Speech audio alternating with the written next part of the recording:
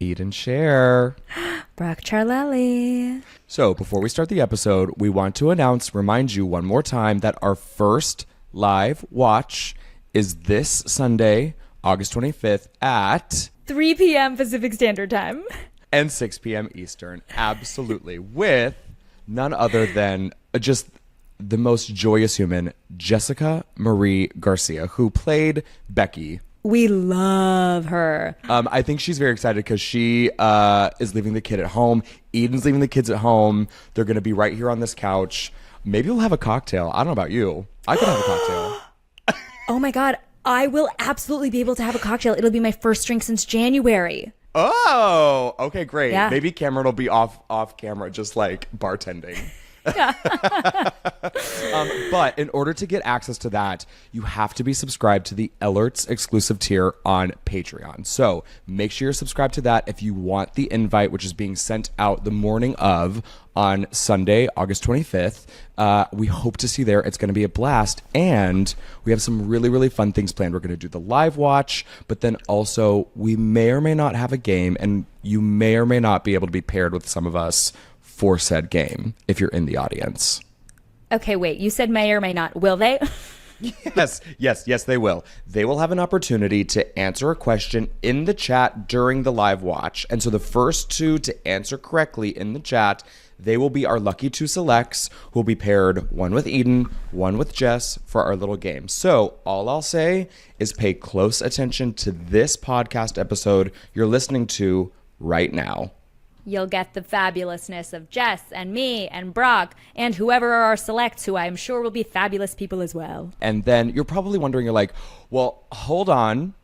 You're like, I have Timmy's soccer game at 3 p.m. Pacific Standard Time on Sunday. What am I supposed to do? Don't worry. Unfortunately, you'll miss it live. But, of course, this episode is going to be recorded, and we'll post it to Patreon. And if you're Ehlert's exclusive, you'll have access to that. So it won't be live, but at least you'll still get that episode. And again, that's coming Sunday, August 25th at 3 p.m. Pacific, 6 p.m. Eastern. We can't wait to see you there. We love you.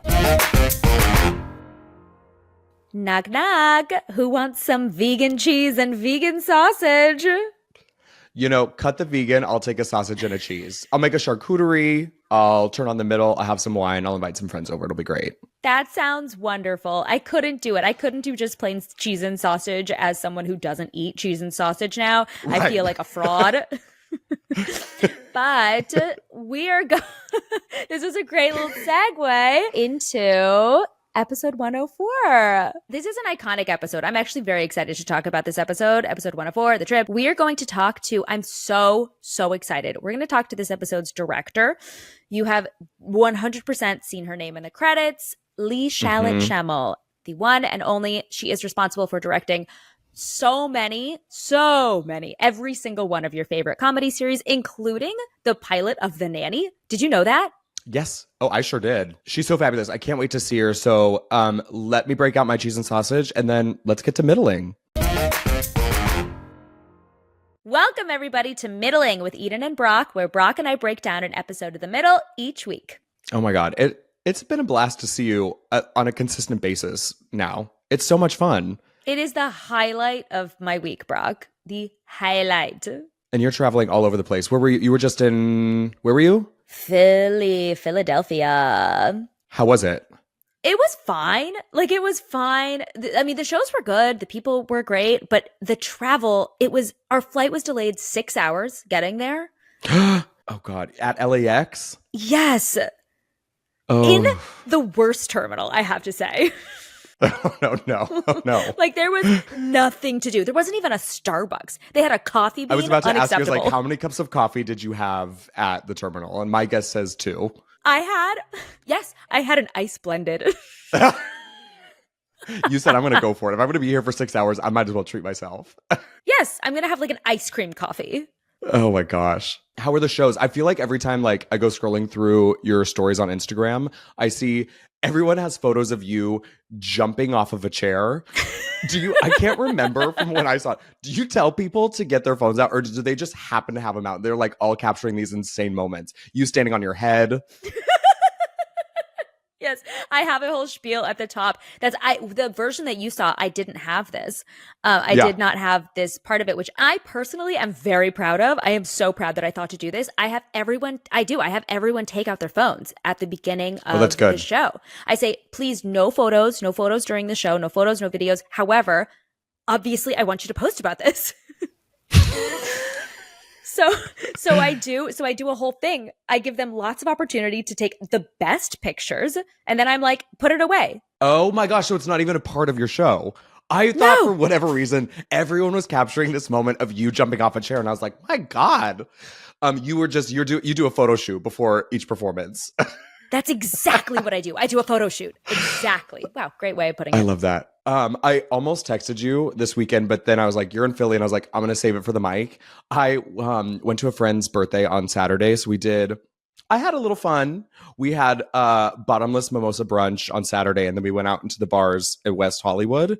And yeah, I got a little dancey. I had a little fun. But like, I was at the bar with a friend, and I just had thrown a lemon drop shot down my throat. And then this man comes up to me, and he grabs me by the shoulders, and he goes, I love Sue Heck.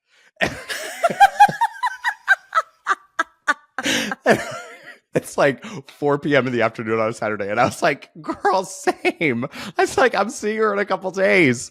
He lost it, but like grabbed me by the shoulders, and it like looked me in the eye, like looked beyond my eyes into my soul and said, I love Sue Heck. And I said, that makes two of us.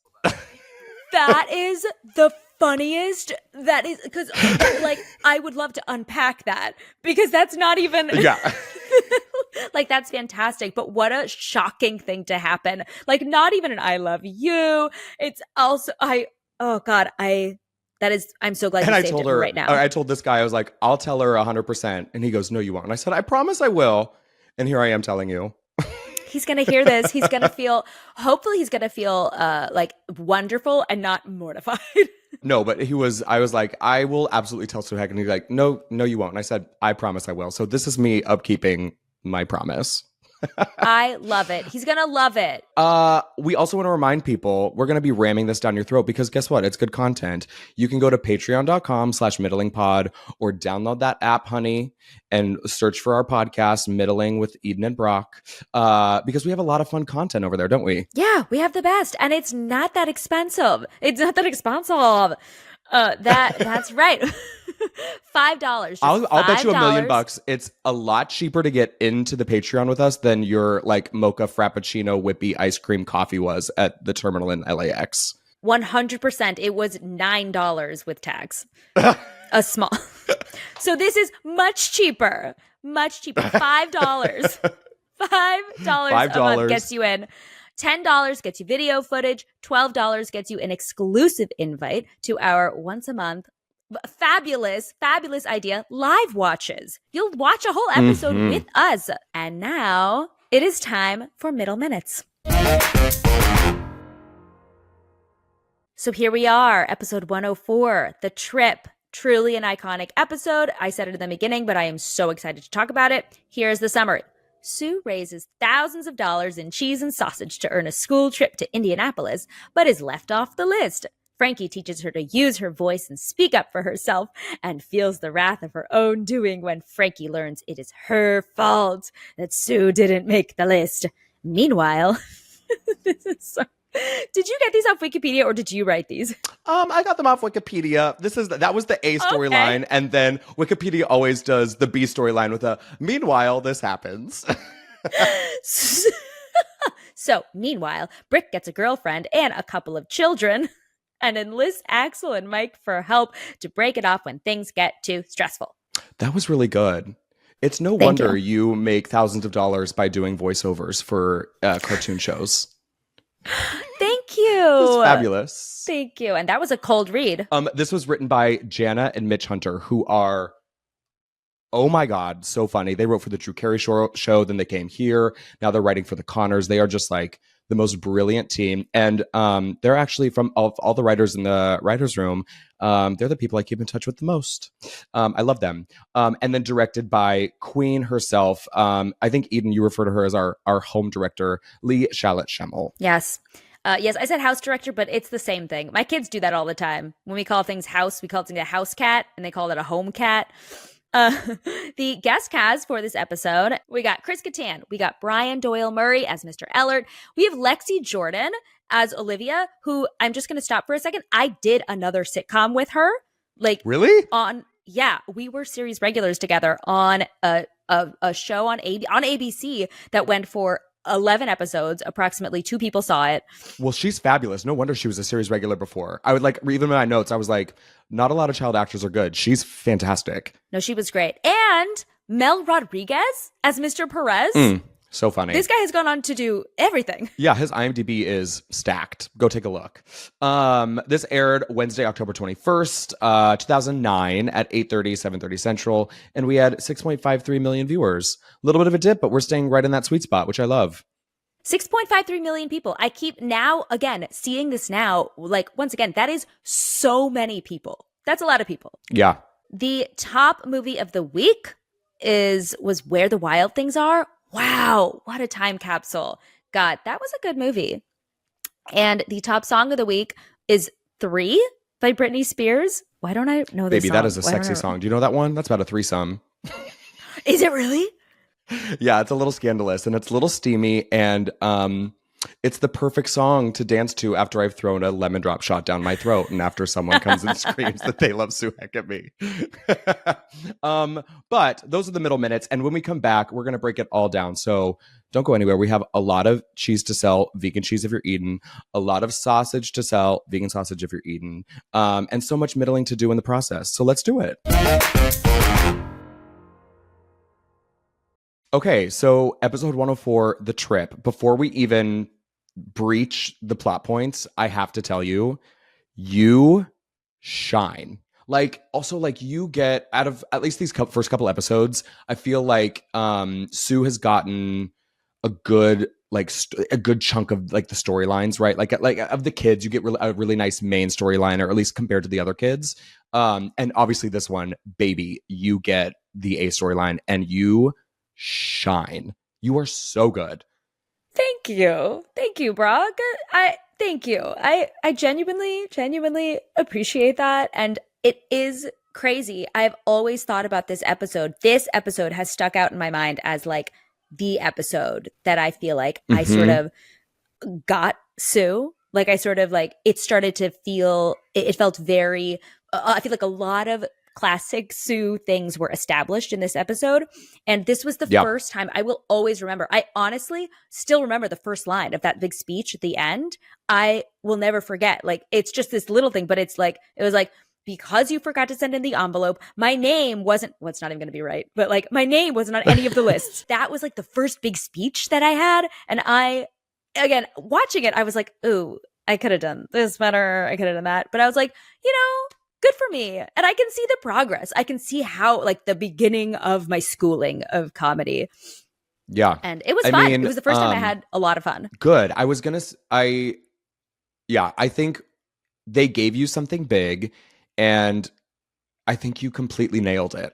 Because that's also the risk too, is like, obviously if you give a huge something to Patricia Heaton, who's been established when she comes onto the show, obviously she's going to crush it. But like, when you're a writer or you're creating this show and it's still episode 4 of a series is still brand new, and you're like, okay, we're going to give this huge dimensional storyline to one of the kids. Can she stick the landing? You stuck the landing. You were Simone Biles, stuck the landing, 10 out of 10. Thank you. I honestly agree. I never thought of it that way, but I think this was a test, and thank God I chose this week to deliver, because I think the whole trajectory of me on this show, of Sue, could have gone a completely different direction had I faltered, had I let my anxiety take over. It was honestly, and it was a lot of Lee. Lee really, that's great. She really guided. Okay, so let's break it down. So, I mean, Sue and Mike go all over Indiana selling cheese and sausage. You go to Ehlert's, Bob buys a little bit. And then basically when Ehlert is being misogynistic to Frankie, she goes, it's not worth the fight. Established. It starts. I also really liked that you commented on his misogyny, because like, We see Frankie's reaction, but she doesn't stand up for it, against it at least. And I like that Sue stood up for it. I know. I really liked that. I really liked that. I was really surprised. I was like, oh, I'm glad that, again, establishing Sue's feminist values up front, establishing this like middle schoolers, it just felt, I didn't think anything of it at the time, but now I'm like, thank God. Did you ever go door to door selling stuff, or did you ever do like Girl Scouts or anything like that? I never did Girl Scouts, but I did do, I'm trying to think. I did like the chocolate bars, and I feel like magazines or like catalogs. I don't even know what they are. Yeah, I did that. That wasn't anything I put a lot of passion behind, were the magazines, because that was a middle school thing for us too. I never felt the like pressure of it. I feel like that is something that I would have felt a lot of pressure, but maybe I just didn't. My mom was a teacher at the school, and I feel like I saw the behind the scenes of it all. And so I didn't use it as an excuse to like, ham it up like I usually would. I was just kind of like, we're going to go on this field trip no matter what. So yeah, we did my senior year of high school. We had this thing, we were the Eagles. We had this thing called Mr. Eagle. So there were like 10 senior guys, and it was like a men's beauty pageant, whatever. But part of it was raising money for this school that we sponsored in Sierra Leone in Africa. And so like part of the, the score was like, how much money did you raise? And me being me, I took it very seriously, but like I think I dressed up in like a button down, and I went door to door in my neighborhood being like, hi, I go to Heritage High School. I'm, raising money for, this school in Africa that we sponsor, blah, blah, blah, blah, blah. And they gave me money. And thinking of it now, I'm like, they didn't know. It could have just been some random person off the street, and yet they were writing checks left and right and giving me cash. And I was like, they put a lot of trust in me. Yeah, because that's you. That's your face. I would give you money on the street. No question. Oh, good. That guy in the club was about to give you money. Absolutely. This is completely separate. Can I borrow $1,000? I do get random Venmo requests from people, but if it was from you, no, I'd be like, oh, he probably needs it. Yeah. Maybe we should just set up recurring payments or, something like that. A couple thousand a week could be fine. Okay. And so then at home, Brooke announces that he has a girlfriend. Sue announces that she sold enough cheese and sausage to go on the trip. And all she has to do is mail the checks. Boom, boom, boom. Easy peasy.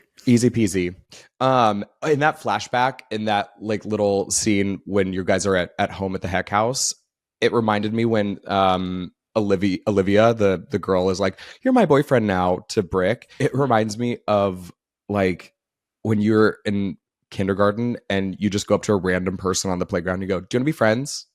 And then you just say yes, and that's how it happens. Well, there was a detail in this episode that I was like, oh, I didn't quite catch it when I first saw it, that it was, like at the end of the episode. I know we'll get to the end, but like how the episode resolves with Brick is him pawning off, her to another random kid per Mike's advice. But I realized like, oh, the episode starts with he has goldfish, she wants goldfish. And I'm like, oh, this girl has learned that if you are like I really created a narrative in my head, but I was like, this is really smart, because what happened was this little girl, someone knew a kid that was like this, where they had modeled at home that they saw like, oh, if you're in a relationship, then you just get to have half of whatever. And so it just is like, oh, none of it ever mattered. She just wanted an excuse to have the goldfish. And I just thought I was like, oh, that is what little kids do. It is a version of, do you want to be friends? We're friends now. Yeah. And I just thought the reason behind it was the goldfish was so, I don't know, brilliant. Should I dare I say? Do you think Olivia Jordan went that far into her backstory when she was playing Olivia at 6 years old?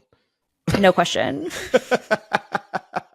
But yeah, you're so right. That is so true. And as a married woman, I'm sure you feel very entitled to half of Nick's stuff, and he feels very entitled to half of your stuff. Actually, we are very separate about food. Really? Yeah, our friends think we're insane, but it absolutely works for our relationship. But we both get very hangry, and we both need our food. And so we know, like, if there are 5 vegan chicken nuggets, we're each getting 2, and we are cutting that 5th one in half. And we are not sharing. Cameron and I are like the complete opposite, because like if we go out to like sushi or something, and we're like, I don't know, we share like a couple rolls and there's one piece left, we're those people that'll just like leave it sitting there and continue our conversation, because and then it like, until someone finally brings it up of like, you take it. No, you take it. You take it. And usually I'm the one that's like, okay, I'll take it if we're gonna go back and forth like this. But we'll like leave one singular piece because I don't know. We're just trying That's to be so polite. sweet. But What sweet people. Ultimately, I'll take it.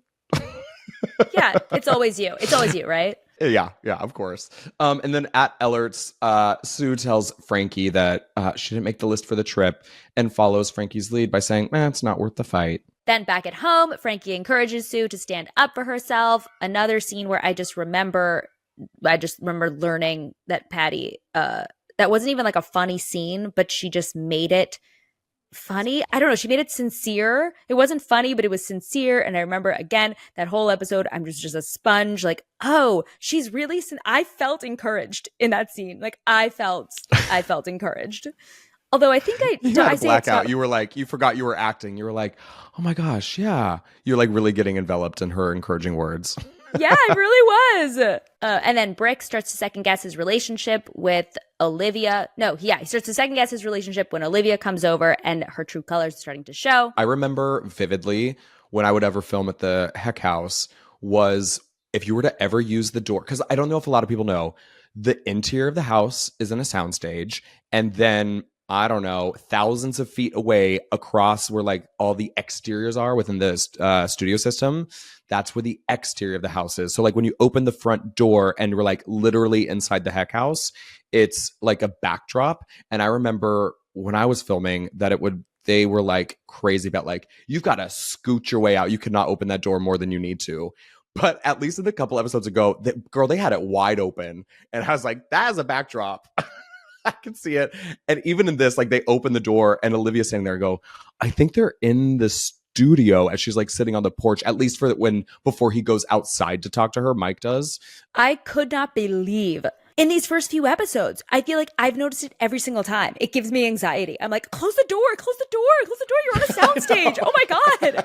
How are they're so it's just like, open? It's stagnant. The street is stagnant. Because also whenever we would go outside to the literal like copy and paste replica that they've built on the soundstage, right? So they have almost two things. Like one, if you're like stepping outside the door, they have like enough to make it believe that you're stepping outside. But then on like a separate day or later that day, then you'd go film the stuff that was actually outside. And even still, if you're seeing a scene that's cut between the two, like even I think I did it a few times where my coverage, where you're talking, like if I'm standing on your porch, we're outside, but then we turn and it's another day or another afternoon or something like that. And you're like standing in the house, that's on the soundstage, which is always blew my mind. It was so crazy. But like, they left that door wide open in these first couple episodes.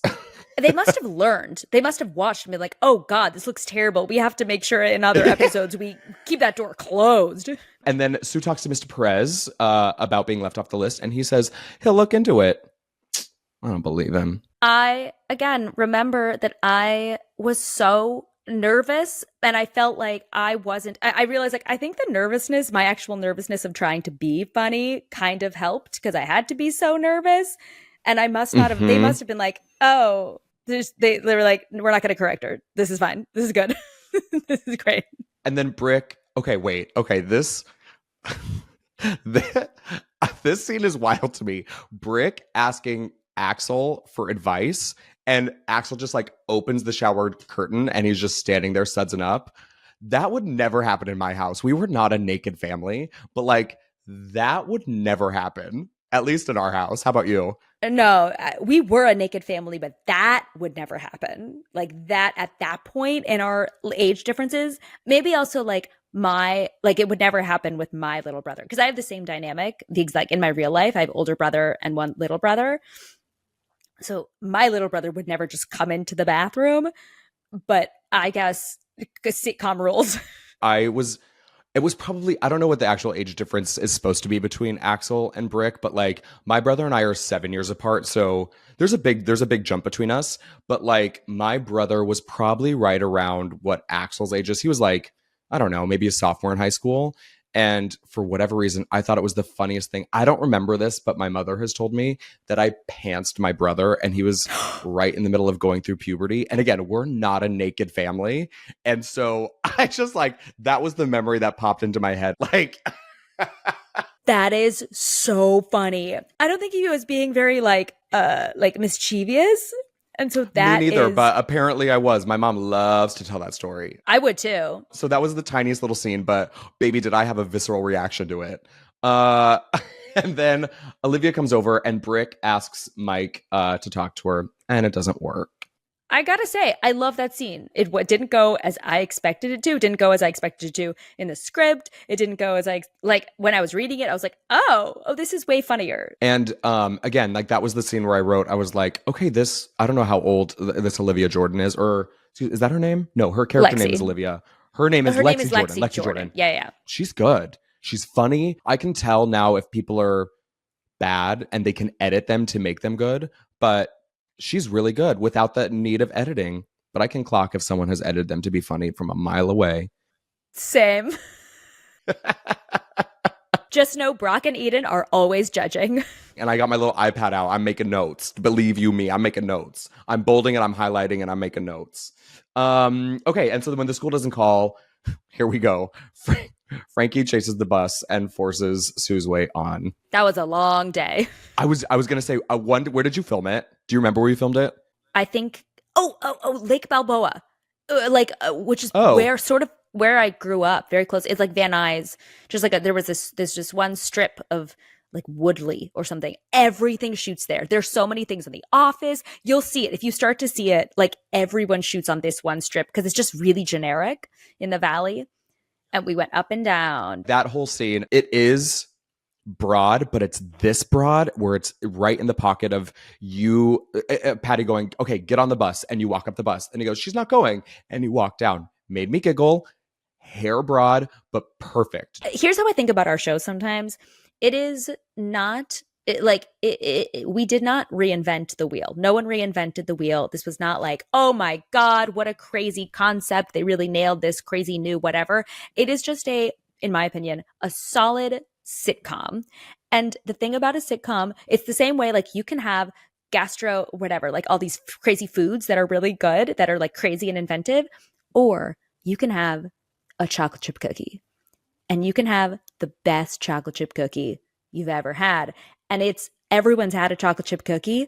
It's predictable. It's exactly what you want it to be. But when it's good and you're craving it, it's exactly what you want. And that's how I feel about our show, which is just to say that bit of walking up and down, we've like seen something like that before, but I thought like it was really well executed, really well written. And it's just exactly the joke that you want it to be, you know? Do you ever watch Great British Bake Off? No, I actually don't. Okay, well, I gotta go. I'm gonna end this call. No.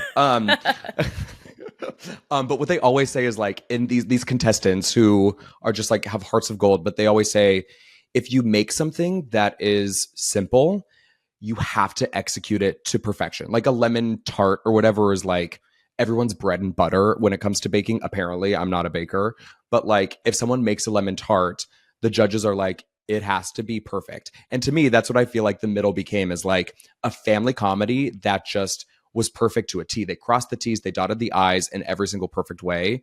And I think you're so right. Like we've seen stuff like that before with like the physical comedy of like going here and there and here and there, but so well executed that as a result, I still laughed and I didn't even care that I've maybe seen something like that previously before. Totally. As we kind of wrap up this episode, we get into my favorite part, which is your whole thing. Sue sees that Frankie never mailed the check, and then you drive off into the distance. And then it's almost like the Jaws theme of like, dun, where I like, you just know Sue is coming at some point and you know it's just going to be. I also remember reading, when I read the script, I honestly did not see that coming. I did not see the letter or the whatever, the checks dropping out of the mail, you know, the windshield thing. I did not. I was like, oh, what a great reveal. That's funny. I loved that they didn't foreshadow it by being like Patty or Frankie being like, oh yeah, I'll mail those checks for you when I go out to the grocery store. Yeah. And it just makes you're not confused when it does happen though. Correct. And if you will notice in the scene where I come in and I rip Patty a new one, we shot it that because they wanted me to like storm in and keep the door open. So you never see me come through that door. Like I think you don't see the outside. maybe do you for like a second, but the rest of it was blocked so that like we could leave the door open and you're not staring at the outside. Perfectly executed. And that's directing for you. That was shot at like 11 p.m. that whole scene. And as she should have, Patty did her coverage first of that speech scene, because when you're number one on the call sheet, you get to choose. And right, that's what I would do too. So I don't like, great. But I was second and I was already so nervous. I had already done it a bunch of times. And I don't know. I thought I did. I was happy with, we did also we used to do so many shots. We used to do so many angles of coverage because we just weren't sure. So we did like a weird push in on my mouth. And I thought I did a good job. I could have done it better. You did a really good job. It felt like you had taken a page out of Patricia Heaton textbook, because like Patricia Heaton does that she did it all the time on Raymond. She has these rants again on the middle, but she makes them very funny. And you took a page right out of her textbook and stuck the landing. Yeah, that was the first. Thank you. That was my first foray into those kinds of speeches, I have to say. And I just remember how nervous I was. And then I remember like by season 9, if I had, I don't want to get cocky, but I could do one of those speeches like in my sleep. Yeah. You master the craft. And that was the first one. That's why it'll always stick. It's very special to me. That is a very special episode. That was the very first one of its kind. As the episode was kind of like finishing, it's hard to like it's funny doing these rewatches. I'm always like so zoned in and I'm looking at it microscopically. But like as it ended, I like was able to step back and I was like, that is a really, not just like, oh, that's a really strong episode for the beginning, of the series. I was like, that is a strong episode, period. Totally. And just a little detail, because I was like, oh, I was taken aback. That's my real handwriting on those postcards. Really? They made you do that? Yeah, they did. Still mad. Well, that is episode 104, The Trip. And when we come back, we're talking, you've probably seen her name in the credits all the time. You know who she is. You know who she is from a credits perspective. Now you're going to know her from a voice perspective. We're going to be interviewing Lee Shallat Chemel, who has made such an impact on the series at large and has started right from the beginning. I'm so excited to talk to her. Awesome. So Lee, hi, thank you for doing this. Oh no, my book on tape is going. It's on my iPhone now. This is hilarious. Can you hear me and everything? Yeah, I can hear you. Can you hear us? Okay, and I can hear you, so fine. Fantastic. Eden, yes. I don't want to brag to our listeners, but we have Hollywood royalty in our midst today for our listeners. This force of nature, some might call her an icon, I would call her an icon, has directed most of your favorite comedies of all time, from everything from the 80s till now. She's done everything you can imagine. She's a beast when it comes to working out and a beast when it comes to Hollywood. So now get comfortable, because I'm going to list all of her credits. So this just scratches the surface. You ready for this, Lee? It's a time warp of your career. All right. I'm taking a deep breath. I'm breathing in through my diaphragm. Different Strokes, Family Ties, Full House, Newhart, Sydney, the pilot included, Head of the Class, Princesses, pilot included, Mad About You, Murphy Brown, The Nanny, including the pilot, Spin City, Suddenly Susan, George Lopez, That's So Raven, including the pilot. There's more. Arrested Development, The Bernie Mac Show, Hannah Montana, including the pilot, Stacked, Gilmore Girls, Ugly Betty, one of my personal favorites, Samantha Who, Happy Endings, Happily Divorced, including the pilot, Carol's Second Act, our spin-off of The Middle, Susu in the City, that pilot, and of course, 86 glorious episodes of The Middle. Lee, welcome to the podcast. We're so excited to have you. Oh my God, that's the nicest thing anybody's ever said. I'm so happy to be here, and I love you both. I love you so much. It's been so fun. I was like, I told you earlier, I was going through like your entire roster of things you're doing. And it's just, I always knew that how prolific you were, but seeing it listed out in front of me and then some, again, like I said, that scratches the surface. That's incredible. Thanks. It's pretty impressive. It was quite an amazing event in my life as well. I didn't even start that till I was 40 years old. Wow. And, I'd been in theater before that, so this was a big jump, and in those days it was a particularly big jump. There's some stories to tell about that, but anyway. What was that jump like? I know we'll talk about The Middle, but I am curious. Well, going from theater to multicam directing.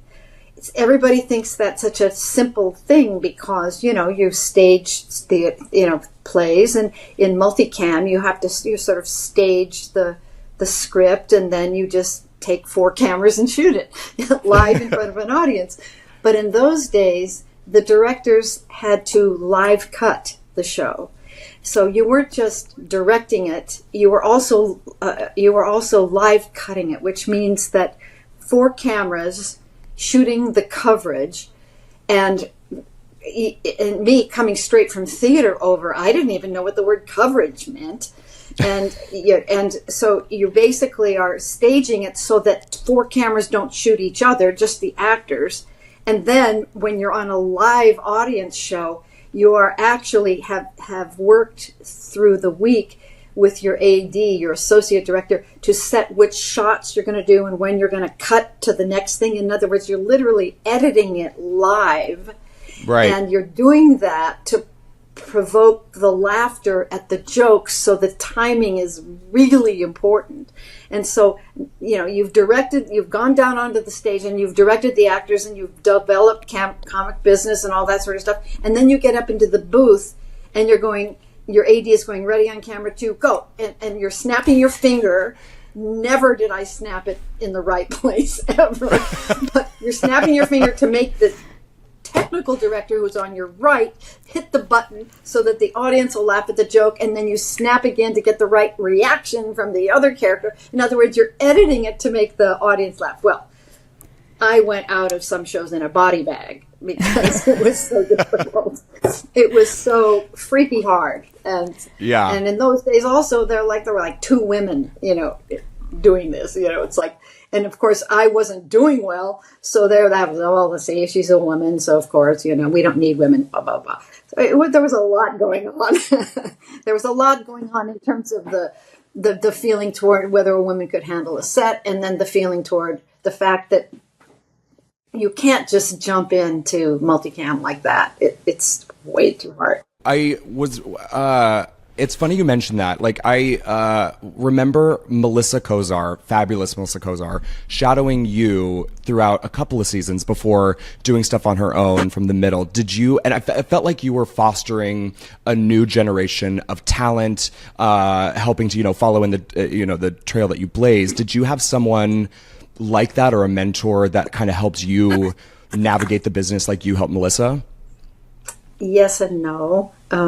No, basically in the beginning, Gary Goldberg, who created Family Ties and then later Spin City, is the one who brought me in, and he just said, just watch, just observe. So I think I came in in August of 1983, and I just watched, but I didn't watch the way I was supposed to watch, but I just watched, and then I got up there and.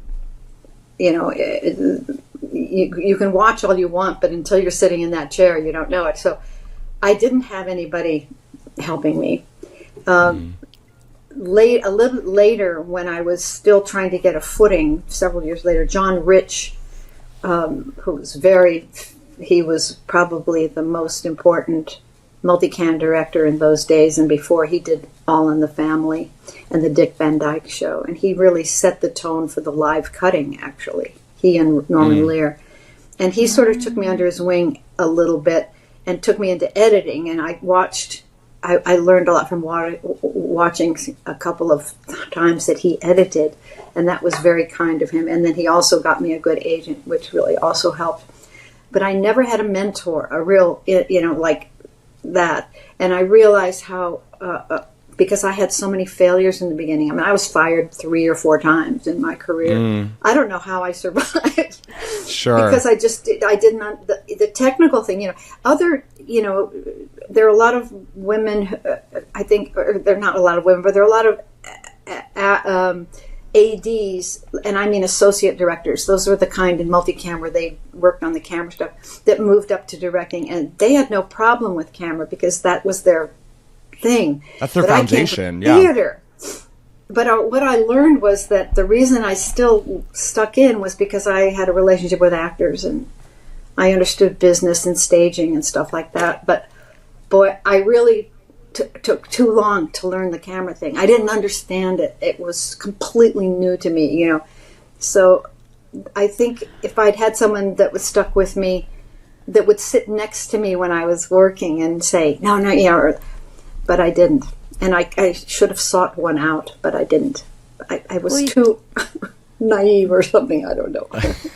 Well, I think probably as a woman, you weren't really encouraged. I'm sure there was a lot of people being like you said, being like, yikes, sweetie, like this industry isn't cut out for you, and you're you know, emotional, you know, I don't think you can handle it. So you probably didn't have a lot of reinforcement to even think of like, wow, I should really seek out you know, external, I should really seek out a mentor. You're probably like, oh, I don't know, like, is this for me? I guess I'll keep trying. I'm assuming like that's how, you know, I would absolutely. I don't think you're wrong at all. I think you're absolutely right. And you know, this all came about, me getting hired by Gary Goldberg. This came about at a time when the Women's Steering Committee of the Directors Guild finally developed, in the early 80s, the Women's Steering Committee finally just said, there are not enough women anymore. And they began to pressure producers to hire women.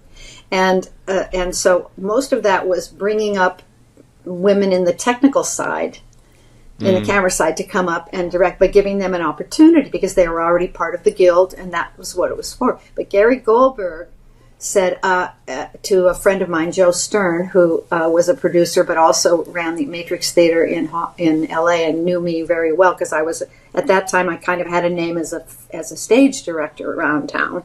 And so, and Gary said to Joe Stern, he said, I'm looking for a woman who can talk to actors. I don't care about the camera stuff. And so I just happened to be at the right place at the right time, and that's when I went in and met Gary Goldberg, and he said, okay, come in, we're doing this new show called Family Ties, and that's how it started. So it was like I was just, you know, it was so lucky and yet unlucky and yet lucky. Yeah. What would you say, Lee, was your first like professional high where you're like, oh my God, this was such a feat and I did a great job? What was that project for you? That's really a cool question. Because, of course, I tend to ruminate on all the mistakes I've made in my career. I don't sit back and go, those were my successes. I go, right. Well, you're an artist. All artists are self-deprecating. But I think the first time was I was directing a pilot of a show called Princesses. Mm-hmm. And it was with Julie Haggerty, Fran Drescher, and Twiggy, if you can imagine. Yeah. Twiggy, love her. Oh my God! And it was, you know, so you can imagine Jewish American princess Fran, real princess Twiggy, and then Julie Haggerty. You know, I guess what you call, I don't know what you call it, but anyway, Waspy. Wasp. Perfect, the Wasp princess. Exactly, that's exactly what it was. And so it was a very fun idea, and it was cute and it was well run. And the opening scene of this pilot was you see two of them in their you see Fran and Julie in this little tiny New York squished up apartment, and they're not and they have some appointment somewhere. I can't even remember exactly what it was, but they're just getting ready for the day.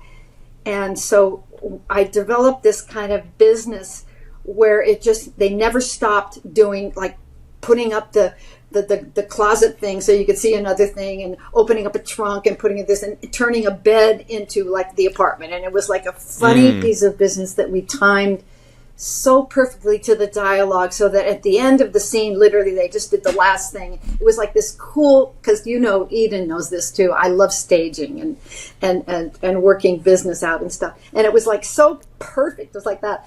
And what was nice is that during the run through, when we finished that scene, I just knew it was like clicking, and I knew it was like working, and the comedy was working, and I just saw like Barry Kemp and the other writer just like, that's it, you know. And it was like so fun to know that just hit it, you know. It was really neat.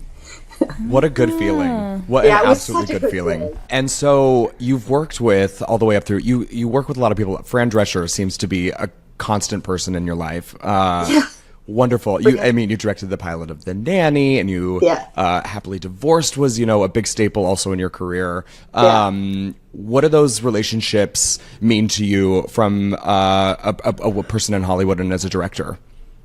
you cannot overemphasize how having a successful relationship with somebody, how much it means to you as a director. A director, it's kind of a lonely job in a way. You don't really, I mean, you can bond with people. I mean, certainly I bonded with you guys very much, and that's because of the longevity of my association with the middle, and I got to know and love you guys so much.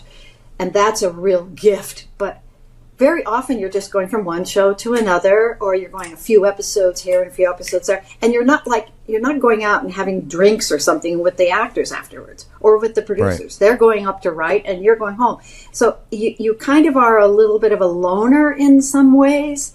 And so to have a relationship that I had like with Franny, it's really meaningful because even though you're not socializing with that person, there's a continuity.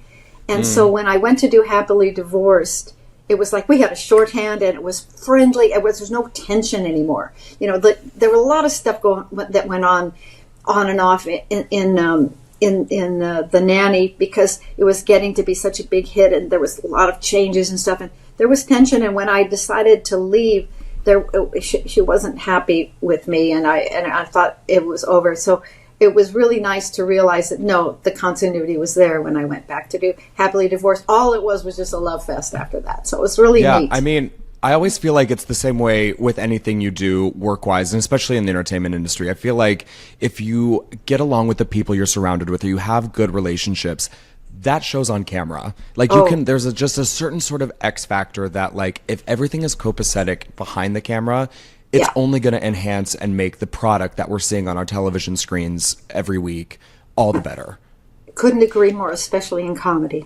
I have to just like touch on what you said about it being lonely. I sort of liken being a director, maybe even being a TV director, to being like the goalie on a soccer team, where like you're kind of the most, at any given moment, the most crucial part. You're sort of like the glue, you're keeping it together, but you're completely separated. Like the actors are, in between takes, we're all together, but there's a sense of community. You're like behind in a village alone, something called Video Village, behind a screen, like huddled over, trying to like make these decisions. And you don't realize how, it's like with a goalie, they are doing so much all the time, and the one time if they like miss, they're only acknowledged when they miss. They can, really great. So it's like, oh my God, you don't know how to do your job. Like, what is wrong with you? That's so true. That's so absolutely true.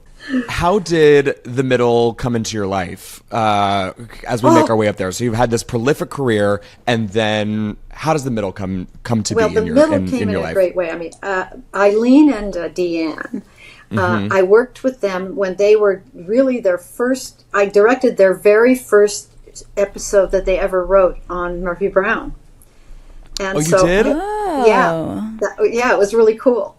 And in fact, and it took place at the Olympics, and there was a scene where they're watching the ice skating, and I put them in the scene. They weren't, just to sort of for fun. They were in the audience part of the bleachers watching the thing, and it was fun. And then they did a show called Sisters, and I'm not going to mention the actor that I'm going to reference right now, but it was a problematic actor, and I mean actor gender neutral. So we don't even know what the gender is. Right. And it was really, really unusually difficult in a very odd way, and so I made the mistake of trying very hard to sort of correct the problems that this person was bringing to the rehearsal process, and that sort of didn't work out. And so does that mean Lee, like helping try to adjust acting choices or behavior, or was it a combination of everything? Rehearsal behavior that slowed personal behavior. Yeah, in other words, doing things that made it very hard to move on.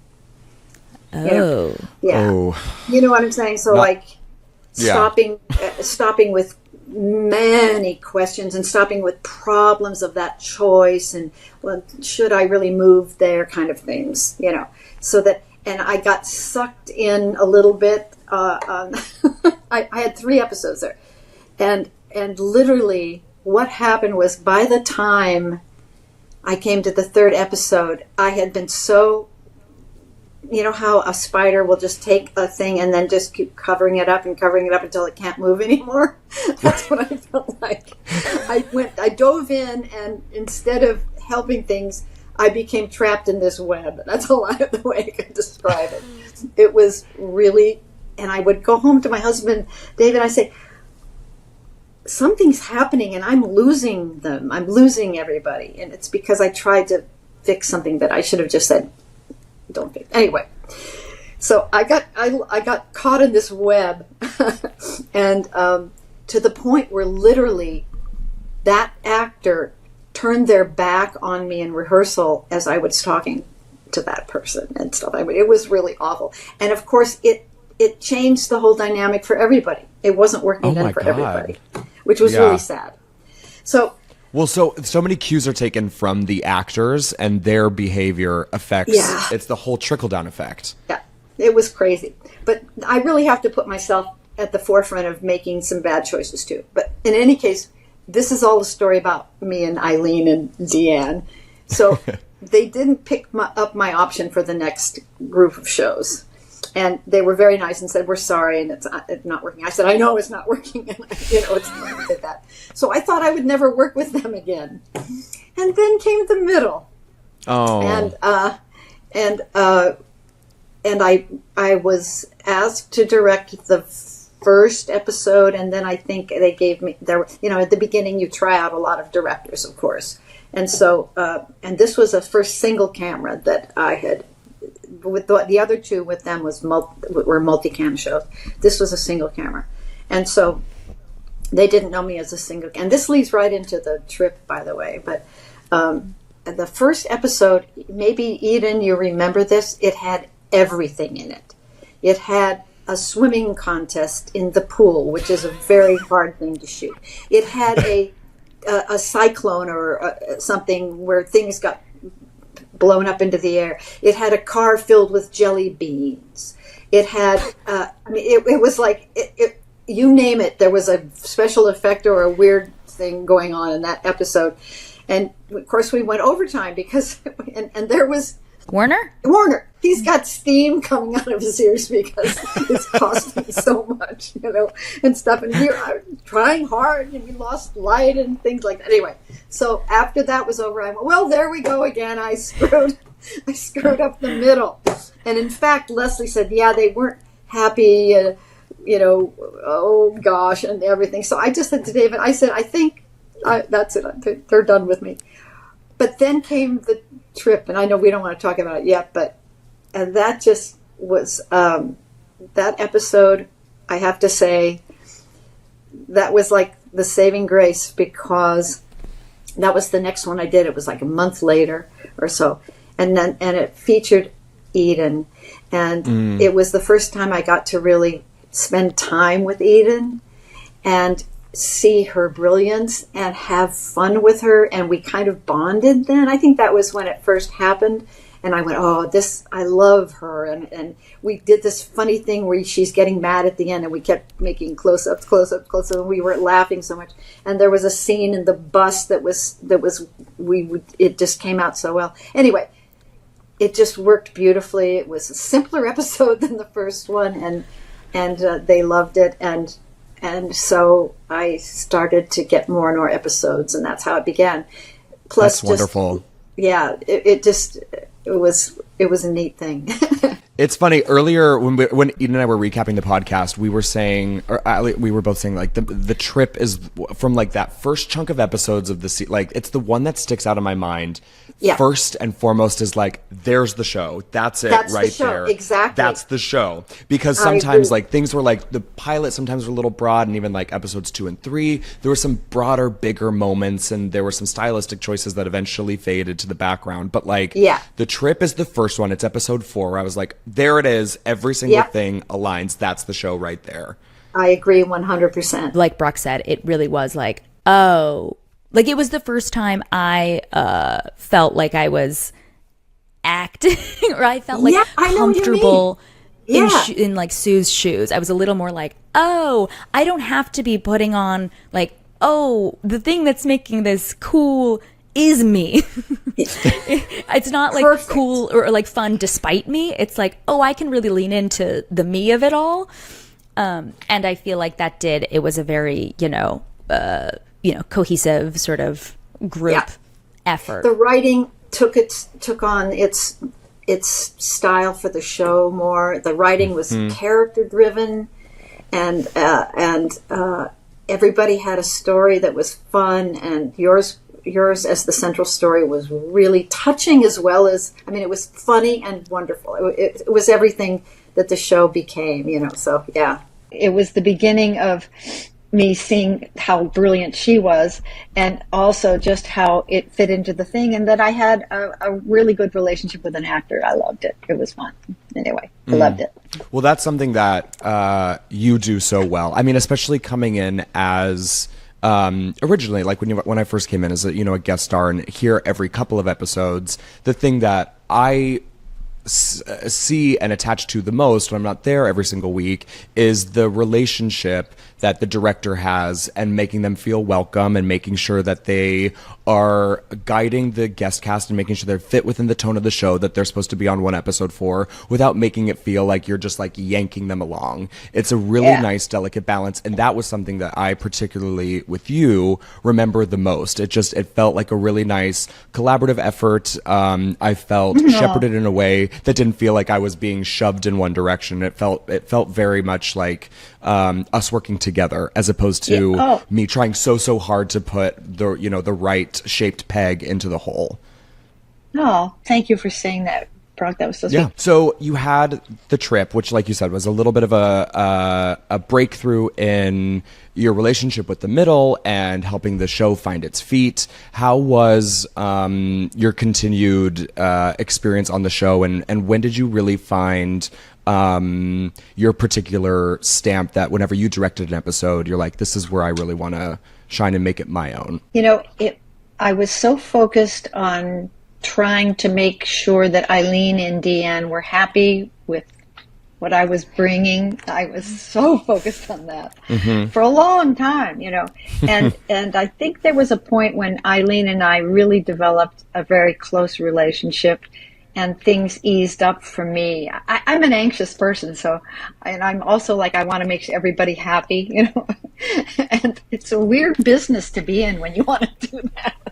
But anyway, but I think what I found, what the part that made me comfortable was staging the scenes. That coming in with an idea of the business and the staging, so that we wouldn't be there all day and it would be fun. And so I guess I have to say, if we were in the kitchen, I was a happy director, because there were so many places to go and so many fun things to do and so many ways to make the actors fall into the coverage naturally, rather than just standing and having millions of angles, but just to have people in doing life, doing regular, coming over here and doing this and bringing in this. I loved those kinds of scenes. They don't tell you in the same way that, you can go to acting school and learn how to, conjure up emotions. But what they don't tell you is that 80% of the job is hitting your mark. Yeah. Like, they can't teach you that. And it's really, so much of it it's learning how to get the creative aspect on top of first you have to get all of the logistical things correct, and then after you have that down, then try to some degree try to still be a creative person. And so I feel like with directing, especially directing television, especially directing comedy television, it's mostly a logic puzzle. It is. because you're not just trying to creatively see like what makes sense, what actually makes sense for humans to, how do humans interact. You have to make it realistic, like the way humans move about the world. How would a family actually interact in space with each other in a kitchen? But then you also have to be like, how many angles of coverage is this? How we don't want to be here for 18 hours. So we have to like, not shoehorn, like without seeming like it's shoehorning in, we have to combine coverages. Like, okay, if Axel goes here and then he'll exit, Sue's going to take the exact same angle. She's going to hit the same mark. How do we make that seem natural? And so when you have all of us in one space, a lot of moving pieces, like I think 80%, 90% of your job is pleasing all departments. It's not just pleasing the actors. It's pleasing the UPM. It's pleasing the AD. It's pleasing the showrunners. Big time. That's big time. Woo! That is it's a huge. I don't know how other shows work. That's how they work. Believe me. All especially multicam shows. I can't tell you. Every time that we say cut in a multicam show, here come 4 people talking to you at once, and then you have to pick up and do it again in front of the audience. It's all happening with that. But exactly, you have to, because those creators are the ones who are trying to hold the tone, and because they pitch stuff in the writing room, and it feels a certain way to them. And then when we get there, we're real human beings and creative people, and we're doing it differently. And very often it's like, yeah, but we want it to be like we pitched it sometimes, It's a real interesting thing when you're in between that.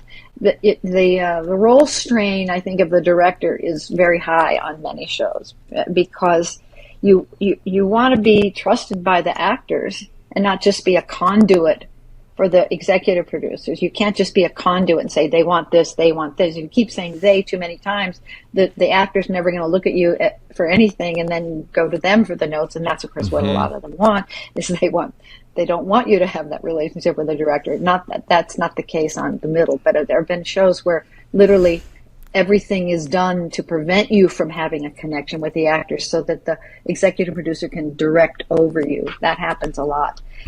But so you have to hold on to your guns and have your own techniques in order to stay in touch with, to be a reliable person to your actors. You want to be reliable. You want to be you want to be trustworthy. I guess is the best way to say it. Yeah. Remember, I used to say the note is, if it wasn't coming from me. Yeah. That's a good way of saying, this didn't come from me, but I'm supposed to give you the note. And it doesn't mean I necessarily disagree, but I'm just trying to let you know that when I don't say that, it's coming from me. Yeah. It's a real dance, and so little of it is the dance of your creative decisions. Yeah.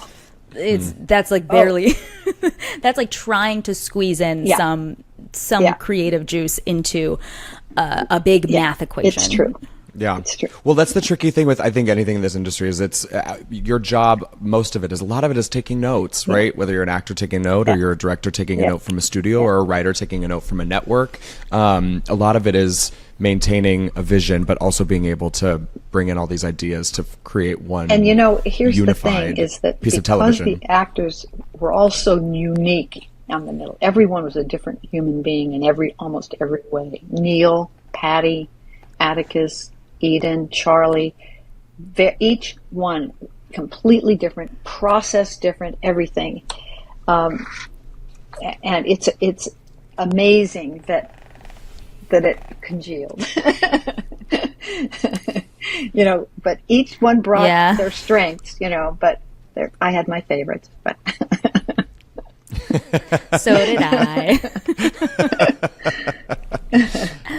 It's so funny that you mentioned the trust and building that with the actors and stuff, because Eden and I talked about this a couple episodes ago, but when you directed the pilot for our spinoff, Susu in the City, and when the pilot, which was a new experience, for me and not for Eden, but new for her in the sense that she was first on the call sheet, the thing that in the midst of that craziness, when everyone's trying to catch fire and make sure that like you're giving yourselves the best opportunity, what felt so nice and wonderful was, it was the final scene we even shot for the pilot, was the stuff between Eden and I, and having you as the director, just like I told Eden, like it felt like a nice pair of worn jeans that like, oh, okay, out of all of this craziness where there's so much unknown, having you kind of guide us through the stuff that we knew so well was very comforting. Thank you. Right. And I think that's part of that trust, is that like it can feel like this, it was a crazy experience, especially on my end, the first time going through something like that. Crazy. But then having that trust that we built, we started recording because we got rained out the first night. Do you remember that? And then had to come in on that Saturday. And just like, I will never forget, you're like, we went to go sit down to block it, and you're like, okay, here we go. We know this. This is okay. Here we go. It's just so it easy. was easy because you two exactly. You two had developed such a wonderful relationship in that show. I mean, in that whole series. How that grew was so brilliant and so wonderful. And you guys were so brilliant together. I think one of my favorite ones was the one where you did the musical number. I loved that episode. I loved it. It was so much fun so shooting. fun. I felt like I was shooting a feature film. It was better than La La Land. But thank you. It's very nice to know that it made you feel that way. I thought that was a really tough pilot to do, and well, yeah, it was also a 50 to 60 page pilot. We shot so much, so it was really tough. That's typical for pilots, but yeah, we did a lot. We did shoot a lot. And we had a lot of obstacles too, damn it. And also with the leadership, the huge change of leadership that happened right as we were trying to, it would have gone. Literally. I'm just saying, it was a really good pilot, and it would have gone. But there would have, there was all sorts of politics going on upstairs. Yay. There were a lot of things working against us. So yeah. It's okay. I think everything Brock and I have talked about this at length, but we're like, everything turned out the way it was supposed to. Our lives are fabulous. We're all thriving, but it will just be forever, no regrets in my life ever. But there are things that I think of as like regret adjacent, where I'm just like, I will still, like, I can't not think about like, oh, interesting. Like, what could have happened? Like, what that is, it's still odd that the path didn't go that way. And I firmly believe that, like, in the multiverse, not everything goes in a specific way, but there is a world that exists very close to ours where it did go. I love that. And I'm just so curious. I believe And in that multiverse, I think you were nominated and won for lead actress in a comedy. I think you won the Emmy for that in that multiverse. That'd be nice. Maybe that's the difference. The Emmy in my office is mine and not my husband's. Well, I still rewrite my Emmy speech even now when I'm working out. How sick is that? Oh, wow. You guys are doing a great job. You've set this up so well, and it's really well structured, and it's fun. It's really cool. Just well done. Thanks. Well, thank you. I had no idea until we started doing this how efficient of a human being Brock Ciarlelli is. Brock, you're actually a producer as well as an actor. Yes. He is one of the most fantastic producers I've ever met in my life, Lee. I think this is really interesting. Yeah. Thank you. I'm not surprised. Appreciate it. Because you never came on the set anything but ultra prepared. You were never just sort of prepared. Thank you. You never lost your organizational skills as an actor, and then you applied them with your acting. I mean, I'm not surprised. It's very interesting. It's sort of another step. I have to just say a quick thing, and I don't know if any of this is going to make it in, but two things about Brock. Everyone remember, he majored in math in college. Know that. Math. Just majored in the concept of math. That's nuts right there. So there's that. And also, just something I will never, ever, ever forget, and this has transcended into, obviously, post the middle, just our real friendship, but never, ever, ever, ever forget, every time, Brock, that you were on an episode of The Middle, I got a text at 5:30 a.m., which was probably 2 full hours before your call time, saying, babe, I'm going to Starbucks. You want anything? I could barely get myself out of my house on time. I like rolled out of bed and was like, I'm driving to set. I'm gonna get there. And you were like, Starbucks, I'm gonna stop for something before I even get to set. And let me text you. Let me remember every single time to text you. And I'm sure you texted other people. Do you also want something? Just yeah. Well, what? Efficiency and kindness combined. Oh, well, you guys are both very sweet. Thank you so much. It's really true, That's a Rob. very, very sweet thing to hear. It's so true. So, Lee, this has been a fantastic, I feel like a learning experience. I have, even though I've known you for so many years, I feel like I've learned even more about you. So, and we could talk forever, but eventually we do have to wrap it up. So, to finish out our time together, Brock and I do a little something called the blue bag grab. Blue bag. Sometimes, yes. That's the blue bag grab. It's a real blue bag, and Brock has a real blue bag because he is on his let me tell you. God. All right. So sometimes it is rapid fire questions, sometimes it's fan questions, and sometimes it is middle trivia. Oh, dear. Tailored to you, But you remember I'm very Lee old. Shallat Chemel. Yes, which is you're why gonna be great. it'll be. Don't worry, I'm fairly young, and when Brock and I do trivia, it's abhorrent. It's stunning. It is stunning how little I remember. And yet you have this Mensa mind. Yeah, exactly. There's too much going on there. So Okay. So and that is what we were doing today. Middle trivia. All right. Here we go. So, fact. You directed, this is a fact, this isn't the question yet. Fact, you directed more episodes than anyone else of The Middle. So, what season of The Middle did you direct the most episodes? How many seasons were there? 9? Nine. There were 9. Hey, I knew that. And there were 24 an episode. Yes. I'm going to guess that it would be something like, wait, there was the cancer year. Oops. Oh, yeah, was that one 2015. I don't know. took you out. Barely. I will say, the cancer barely took you out. It doesn't show on your IMDb. That's for God. Yeah. I don't know, 6? Close. It is 7. Season 7. And how many do you think you would, out of a 24 episode season, how many do you think you did? Maybe 9? 13. 13. Isn't that crazy? Wow, that's cool. Yeah. Question number 2. This is in relation to the episode that we've recapped, episode 104, The Trip.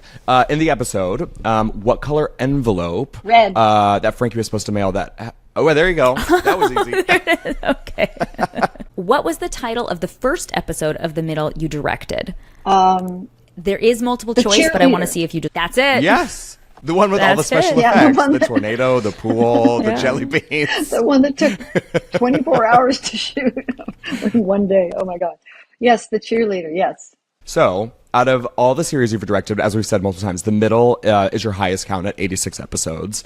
What are the next 4 shows with the highest number of episodes you've directed? Well, The Nanny has to be in there, and Murphy Brown has to be in. Yep, that's a 29. Okay, Murphy Brown. That's a 26. There's 2 more. Spin City was only 1 season, so it can't be that. Yeah, okay. Spin City. Yeah. 22 23 probably. episodes of Spin City. Yeah, 22, yeah. Yeah. They recently tried to reboot it. It was head of the class at 20 I episodes. should have remembered that. Yes. Because I did so many of them, and I enjoyed it, too. So you have The Middle, The Nanny, Murphy Brown, Spin City, and Head of the Class. Those are your top 5 series where you've directed the most amount of episodes. So, to wrap up the wrap-up, we're going to do yes, no, did you direct this episode of The Middle? The wind chimes. No. Yes. I did? The wind Yes. chimes? Jesus. A quarry story. Quarry, like where Mike worked? Yeah. I don't think so. That's a no. Okay. It is. Correct, yeah. Hex versus the Glossners, the final battle. No, I didn't do that one. That's correct. You would have Yeah. remembered that, I'm sure. Hex on a train. Yeah, oh yes. Oh, yes, definitely on the train. Yeah. Yes, you did. Definitely. Yeah. So you did pretty well, I would say, because a lot of those were multi-parts. I'd say you got like a solid 7 out of 10. That is a passing grade. Yeah. Lee Shallat Chemel, thank you so much for for doing this. You have such a stamp on our lives. I know I'm speaking for both Eden and I when I say that. You have a wonderful quality that just everyone is attracted to you, and that's been the most wonderful thing to have in the journey of the middle. And I'm so glad that we get to like fold you into the mix again with this rewatch podcast. It's been I want a to thank blast you for catching up bringing with me you. in, because this certainly loomed large in my whole career to finish off, because really pretty much now I'm moving over to USC and teaching. To have that be the big thing that I've done at the end of my career, it made it a perfect way to go out. I wouldn't. The few little things that I did after this, but just to have done that with you guys and everything was just, it was great. It was perfect for me. It's perfect timing. Thank you so much. Thank you guys. Take care. This week's question comes from TikTok. Did you keep any outfits or any other souvenirs from set? So this is kind of funny because I actually I made a video on TikTok answering this question. I did, but I will, for anyone who doesn't follow me on TikTok, 1, you should, but 2, I will answer it here because it is kind of a satisfying answer.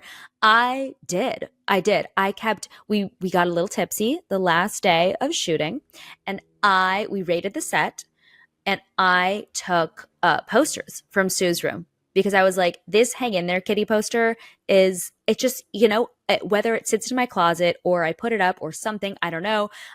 This means something to me. I've spent countless hours just staring at this. It's like that, Marie Kondo, if it brings you joy thing. Yep. I was like, what the hell? What is Warner Brothers? What are they going to do? They're going to throw this out. This is going to go in the trash. And so I want it. So I took it, I stole it, I stripped it off the wall. I also took another poster that I don't know where it was. It had a pig on it though. In terms of outfits, they did the craziest thing. Maybe I've talked about it before, but again, we were all kind of tipsy. And so the wardrobe department just took me into their truck. They were just like, took me by the hands, took me by the shoulders, guided me onto their truck and were like, take anything you want. So I took all of those extremely expensive collared shirts from seasons 8 and 9. Those like Ted Baker, what is that brand? Too. They're really cute. They were cute. I got pants. I didn't buy a pair of jeans until I got pregnant. Literally, the only reason I bought new pants is because I had to, because I changed sizes. I, on the other hand, I didn't take anything. The only thing that I truly asked for was the pink, the fuchsia, whatever you want to call it, the suit that I wore to your wedding in the final episode. And they were like, you can't take that. And I was like, oh, okay, it was worth the ask. And I remember them giving me, they made some shirt for us, I forget what it was, for season, I forget, whenever we did the square dancing competition, and they had screen printed a couple shirts that never ended up getting used. So they gave those to me, and I have no idea where they are, which makes me really sad because they had funny Bradisms on them. But those are the only things that I really kept, but I didn't ask either. You know what? Something that I want to say I kept, but I forgot that this wasn't in the show, but this is just a fun thing that I want to say that we still use all the time. It's one of our favorite little wine glasses, is something that you got. Didn't you get this? Oh, you use that? All the time. Yeah. Oh my gosh, that's so cute. Yeah, for the wrap gift at the end of the series, I made everyone, the crew and the cast, wine glasses that had my favorite quote of Brad's on it, which says, glitter is a neutral, it goes with everything.